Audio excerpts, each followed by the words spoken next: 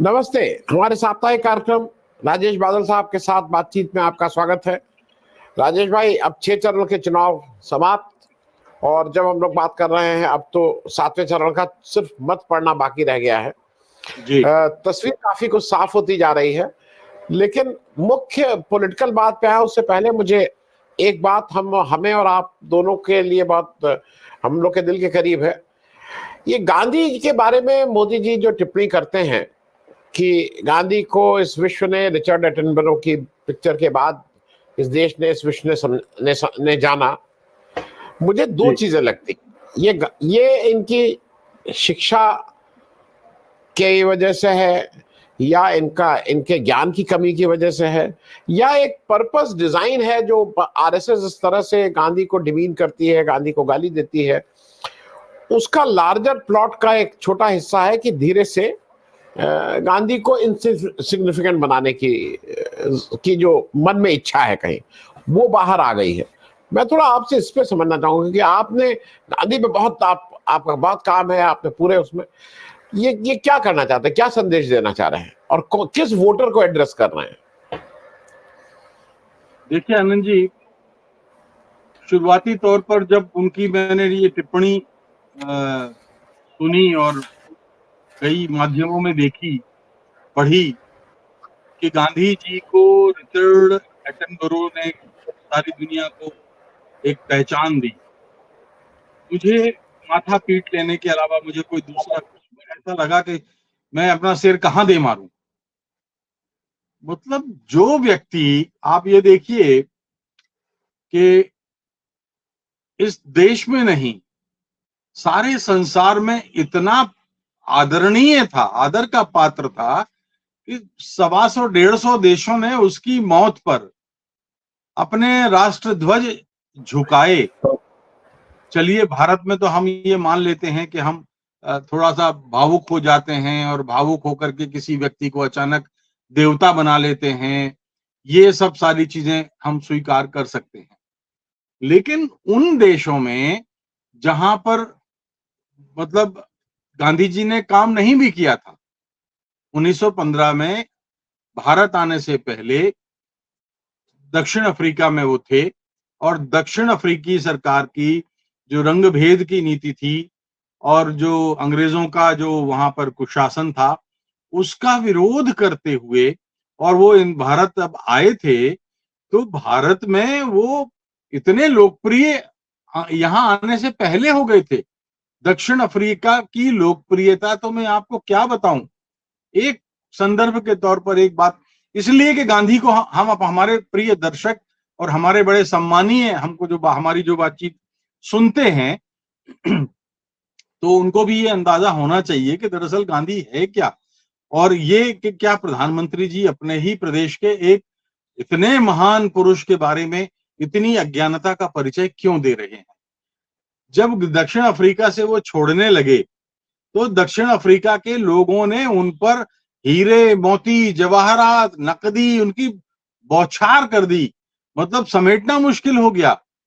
तो कस्तूरबा के मन में थोड़ा सा मतलब यह आया कि भाई ये तो मुझे उपहार मिले हैं, तो उन्होंने रखना शुरू किया। तो गांधी जी ने कहा कि बा, इन पे हमारा हक नहीं है, और हमें करना क्या है जिंदगी में इन उपहारों का, इन गहनों का, इन जेवरों का। जब वो नहीं मानी तो फिर वो 3 लोग थे, इनका बेटा था, मेरे ख्याल है, अगर मुझे ठीक याद है तो मणिलाल जी थे साथ में। तो मणिलाल जी से उन्होंने कहा कि देखो बेटा, माँ तो नहीं मानेगी तुम्हारी, ऐसा करते हैं कि हम दोनों ही एक मत हो जाएंगे, तो बहुमत जहां हो जाएगा तो उसकी बात तो मानना पड़ेगी बा को। तो जब मणिलाल आए तो फिर इन दोनों लोग, पुरुष दोनों एक हो गए कि नहीं, हम लोगों को क्या जरूरत है गहनों की और पैसे की और हीरे मोती जवाहरात की और इस तरह का। और वो जो है अंततः बा ने उसको कुर्बान कर दिए।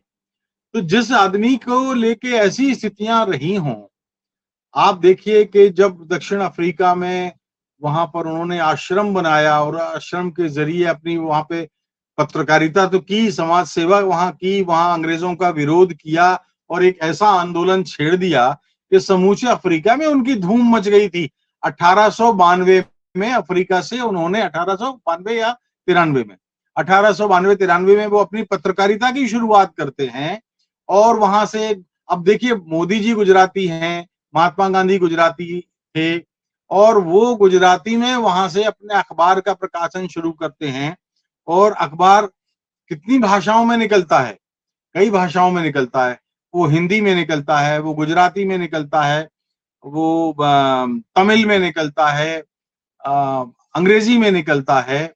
इंडियन ओपिनियन, याद आया मुझे, इंडियन ओपिनियन की शुरुआत करते हैं।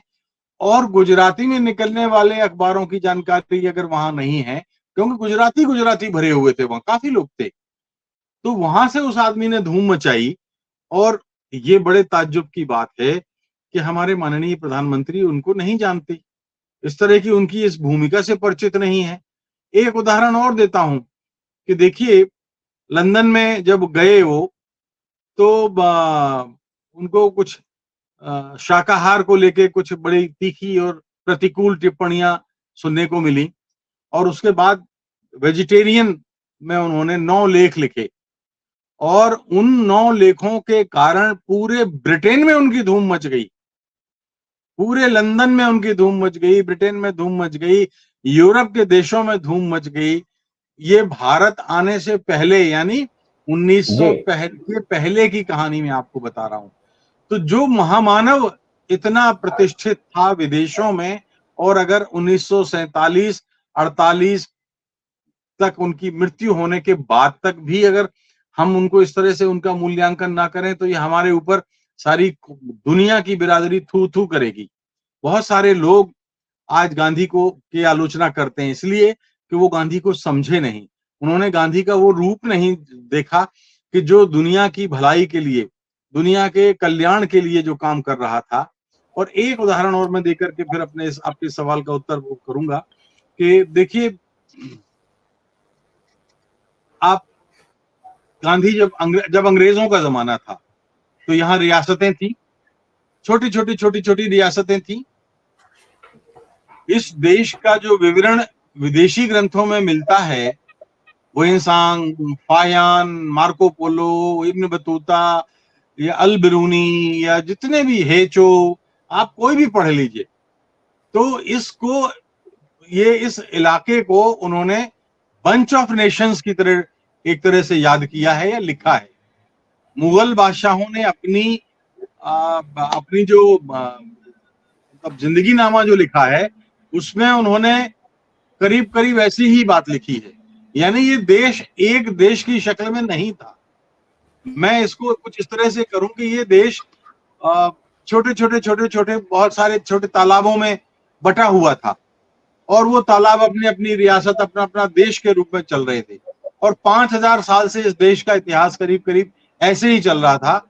उसको हिंदुस्तान में बदलने का काम कैसे किया महात्मा गांधी ने, वो देखिए, जो छोटे तालाब होते हैं उनमें समंदर सा ज्वार पैदा नहीं होता, और अखिल भारतीय आजादी का जो उन्होंने एक समंदर वाला वेग, ज्वार जो उन्होंने पैदा किया गांधी जी ने, उसके चलते 5000 साल के इतिहास में ये भारत बना है।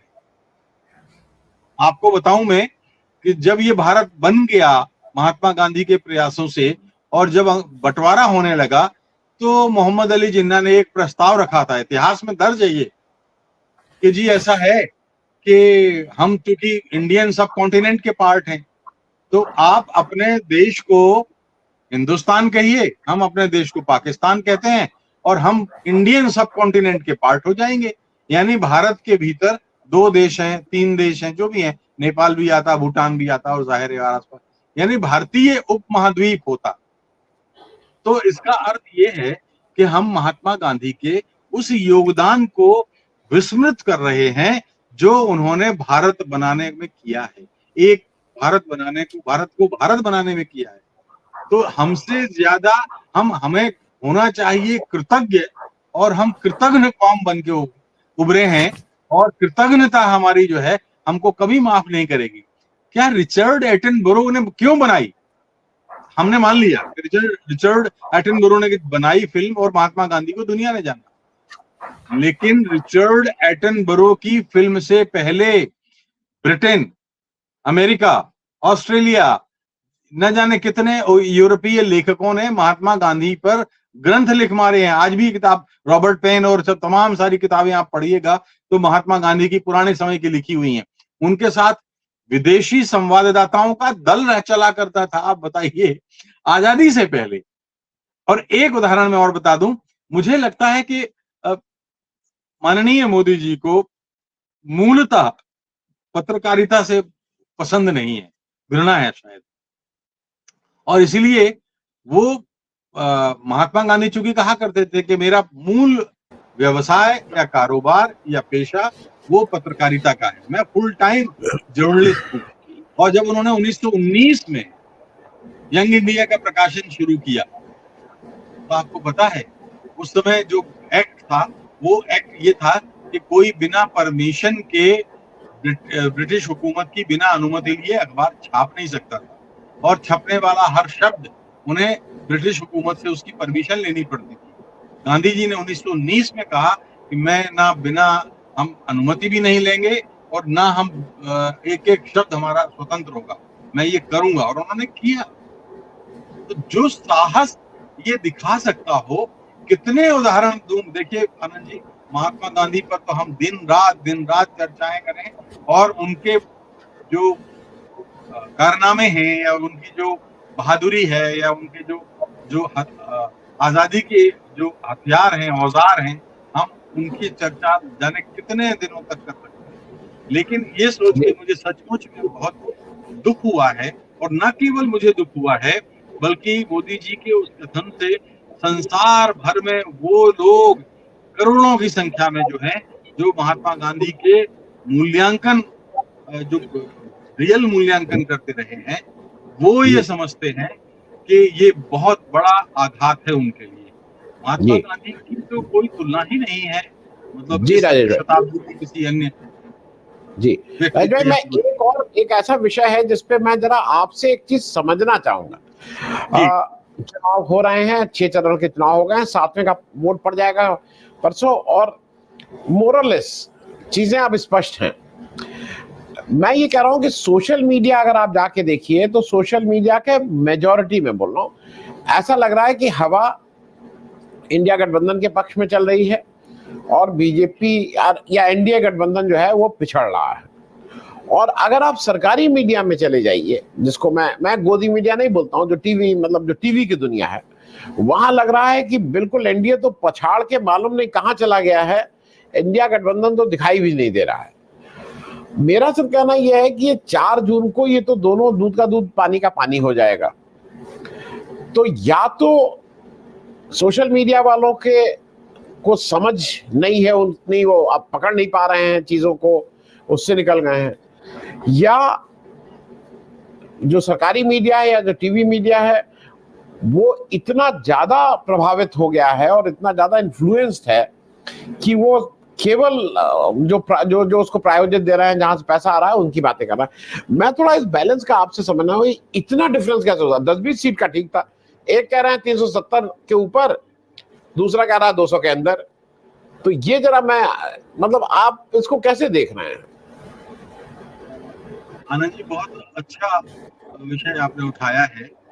और देखिए, आपको याद है आपातकाल जब लगा था तो लालकृष्ण आडवाणी ने बाद में उसकी एक व्याख्या करते हुए एक बात कही थी कि पत्रकारों का एक वर्ग ऐसा भी था जिनसे कहा गया कि बैठ जाइए, और वो लेट गया था, कुछ इस तरह का उनका कथन था। यानी वो रेंगने लगा था। हाँ जी, तो वो बात थी। देखिए, मीडिया एक ही है, कई लोग इसको मीडिया को 2 भागों में बांट रहे हैं, लेकिन दुर्भाग्य की बात यह है कि हमारे मीडिया का एक वर्ग, जिसको आपने टेलीविजन मीडिया का नाम दिया है, टेलीविजन मीडिया का एक वर्ग ऐसा है जो इस समय, जिसको हम गोदी मीडिया कहने लगे हैं, या जो सरकार से उपकृत सा दिखाई देता है। कोई ना कोई ऐसा गठबंधन तो है सरकार के बीच में और उस मीडिया के बीच में, जिसके चलते उसको इंडिया की बड़ी बड़ी रैलियां नहीं दिखती, उसको इंडिया के जितने भी नेता हैं उनको उनकी खबरों को छापने की जरूरत महसूस नहीं होती, उनको टेलीविजन की खबर प्रसारित करने की जरूरत महसूस नहीं होती। सरकारी मीडिया तो चलिए मान लिया हमने कि रेडियो है या दूरदर्शन है, वो तो सरकार का भोंपू है, तो वो सर, हालांकि वो भी आचार संहिता के बाद हमने, क्योंकि वो दौर देखा है कि आचार संहिता लगते ही ये दोनों माध्यम एकदम निष्पक्ष हो जाते थे। हमने वो दौर देखा है और मैं खुद उस मीडिया से वाबस्ता रहा हूँ, जुड़ा रहा हूँ, तो इसलिए मुझे उसके बहुत अनुभव गहरे हैं। लेकिन आप देखिए कि ये जो भटका हुआ वर्ग है जो ये कह रहा है कि 400 पार, अब 400 पार का नारा तो मोदी जी का था। कोई पार्टी जब चुनाव मैदान में उतरती है तो कोई ये तो ना हारने के लिए तो उतरती नहीं है, तो वो अपने टारगेट को, अपने लक्ष्य को बढ़ा चढ़ा करके पेश करती है। तो टेलीविजन मीडिया, जो मैं कहता हूं कि कहीं ना कहीं मुझे एक ऐसी गंध आती है जो कि इस मीडिया के जो हमारे साथी हैं वो भटके हुए हैं और वो उपकृत से नजर आते हैं, और जब वो उपकृत से नजर आते हैं तो वो वास्तविकताएं जो है जमीन की वो भूल जाते हैं। अब एक उदाहरण देता हूं आपको, घर घर नल घर घर जल वाला एक बड़ा नारा है, मोदी जी का बड़ा मशहूर नारा है, लेकिन मैं ये कहता हूं करोड़ों लोग, करोड़ों कह रहा हूं मैं, करोड़ों लोग आज भी पानी के लिए भटकते हैं। पानी के लिए 1 किलोमीटर से 5 किलोमीटर पैदल चलना पड़ता है। राजस्थान में, छत्तीसगढ़ में, मध्य प्रदेश में, तमाम आदिवासी इलाकों में, ओडिशा में, आप कहीं भी जाइए आपको ऐसे दृश्य देखते हुए मिल जाएंगे कि वो जो झिरी होती है छोटी छोटी, उस झिरी से एक एक बाल्टी, एक एक मटका पानी लेकर के वो लौटते हैं। राशनिंग होती है पानी की अभी भी, घर घर नल घर घर जल के चलते सड़कें खोद दी गई, वो नीले पाइप बिछा दिए गए, पानी की जगह निकलती हवा है। अब उस हवा का आप क्या करेंगे? तो ये प्रचार, और रेडियो पर आप विज्ञापन बराबर आप सुनते रहेंगे, देखते मिल जाएंगे आपको। 7वें चरण तक आप FM रेडियो सुन लीजिए, आकाशवाणी वाला, तो आपको विज्ञापन मिलेगा।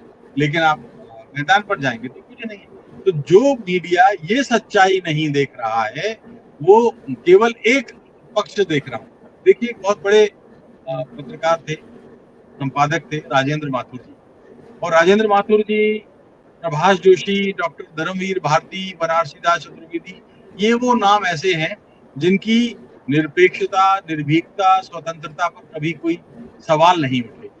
तो उन्होंने पत्रकारों के लिए, एक बार आचार संहिता की बात हो रही थी, आपातकाल के बाद की बात है, तो उन्होंने एक भाषण में कहा कि देखिए 100% निष्पक्षता नाम की कोई चीज मैं समझता हूँ नहीं होती, मान लिया नहीं होती, लेकिन एक बार एक दौर ऐसा आता है जब हर पत्रकार ये सोचता है कि वो पूरी तरह से निष्पक्ष नहीं हो पाएगा। तो ऐसी सूरत में पत्रकारों को हमेशा अवाम के साथ खड़ा होना चाहिए, सरकार के साथ नहीं। यही हमारी सही जिम्मेदारी है, यही हमारा धर्म है। तो अब अगर मैं मानता हूं कि जो तो आप कह रहे हैं कि 200 से 400 का जो अंतर है, इसलिए कि यूट्यूब पर और सोशल मीडिया पर, डिजिटल पर जितने भी प्लेटफॉर्म हैं, उन पर जो लोग आए हैं वो क्यों आए हैं? देखिए, इंटरनेट और यूट्यूब तो बहुत साल पहले था, 20 साल पहले भी था, 15 साल पहले भी था, 10 साल पहले भी था, लेकिन अचानक ये बाढ़ क्यों हो गई है?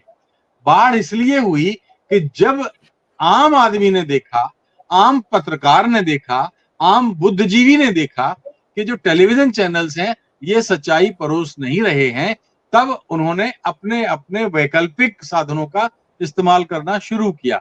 और इसलिए मैं आपसे कह रहा हूं कि जो यूट्यूब पर या जो तमाम सोशल मीडिया पर जो खबरें आ रही हैं वो तो गांव-गांव की हैं। वो दिल्ली से निकलने वाली महानगरीय पत्रकारिता का नमूना नहीं है, वो बंबई से निकलने वाली पत्रकारिता का महानगरीय नमूना नहीं है, कलकत्ता से निकलने वाली पत्रकारिता का महानगरीय नमूना नहीं है। वो कोई बाड़ी से, कोई बरेली से, कोई जौनपुर से, कोई सहारनपुर से, कोई जबलपुर से, कोई कानपुर से, कोई इलाहाबाद से, कोई हमीरपुर से, ऐसे लोग हैं जो अपने अपने प्लेटफॉर्म पर सच्ची खबरें दे रहे हैं। और जो सच होता है, तो देखिए, माफ कीजिए, स्क्रीन पर आप झूठ नहीं बोल सकते। अखबार में तो आपने लिख दिया, छाप दिया, पढ़ने वाले ने पढ़ा तो पढ़ा, उसके हाथ में पहुंचा तो पढ़ा, नहीं पढ़ा। लेकिन जो चेहरा होता है वो पर्दे पर चेहरा झूठ पकड़ लेता है। लोग, जो दर्शक हैं, वो पकड़ लेते हैं, वो जानते हैं कि आप स्क्रीन पर झूठ नहीं बोल सकते।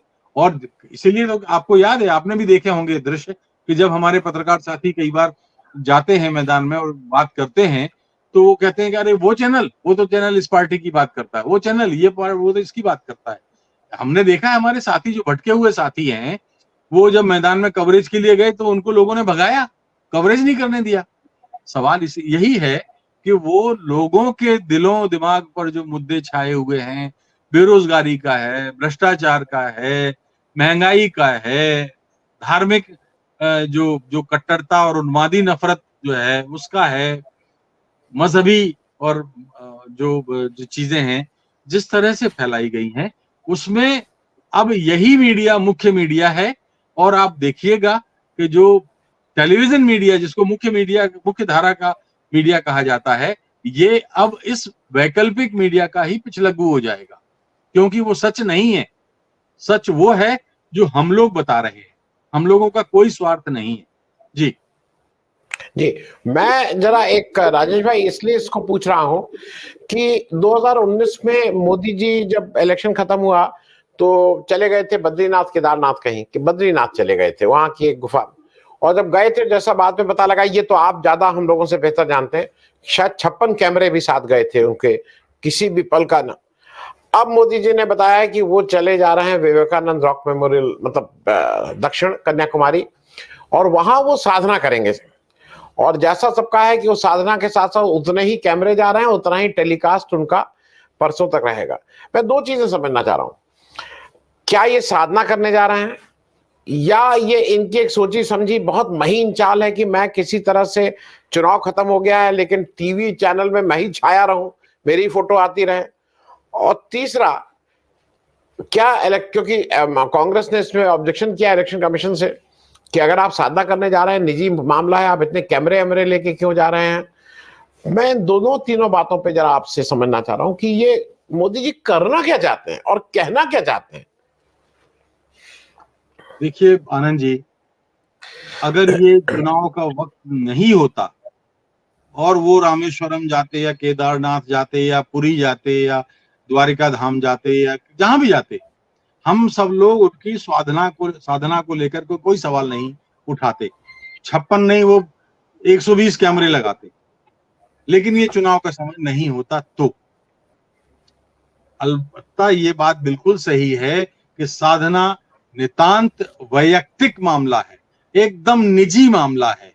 घर के पूजा मंदिर में, घर में जब आप पूजा करते हैं तो आप अकेले होते हैं। कई लोग कहते हैं ये घरों में कि बाथरूम से बेहतर पूजा घर दूसरा नहीं है, क्योंकि आप वहां एकदम अपने आप को केंद्रित करते हैं और ईश्वर का ध्यान करते हैं। तो ध्यान, आध्यात्म, ये सब एकदम निजी मामला है।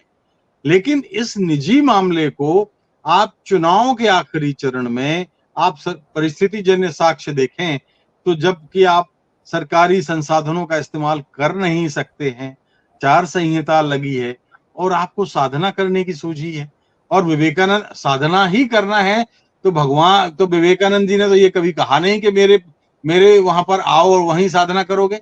आप प्रधानमंत्री आवास में जाके अपने एक कमरे में साधना कर सकते हो।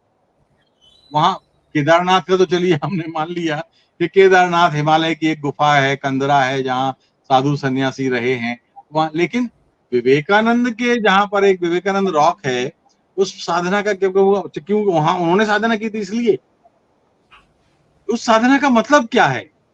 तो ये जाहिर सी बात है, चुनावी लाभ लेने के लिए इस साधना का प्रचार कर रहे हैं, और इसने सचमुच में उन आस्तिक और सात्विक विचारों के करोड़ों हिंदुओं को ठेस पहुंचाई है कि धर्म का, अपनी निजी आस्था का वो कैसा इस्तेमाल कर रहे हैं चुनावी लाभ के लिए, सियासी लाभ के लिए, राजनीतिक फायदे के लिए।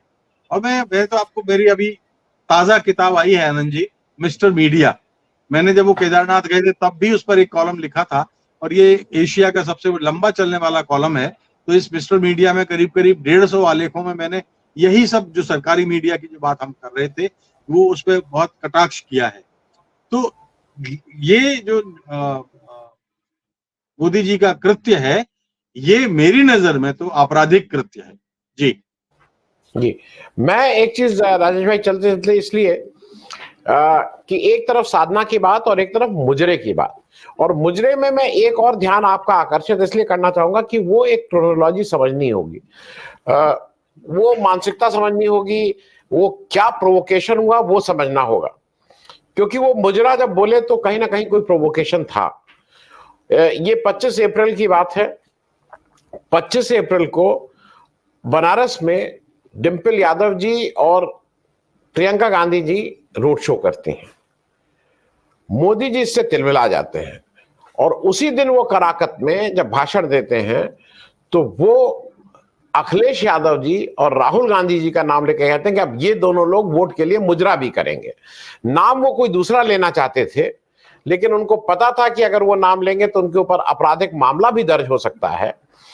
लेकिन इसलिए शायद क्योंकि उनको इतना गुस्सा आ गया इस बात से कि वो मुजरा फुजरा, अच्छा अगर मुजरा से वोट मिलते हैं तो मोदी जी ये मुजरा तो बहुत पहले से हम आपका देख चुके रहे होते हैं अगर मुजरे से वोट मिलते हैं।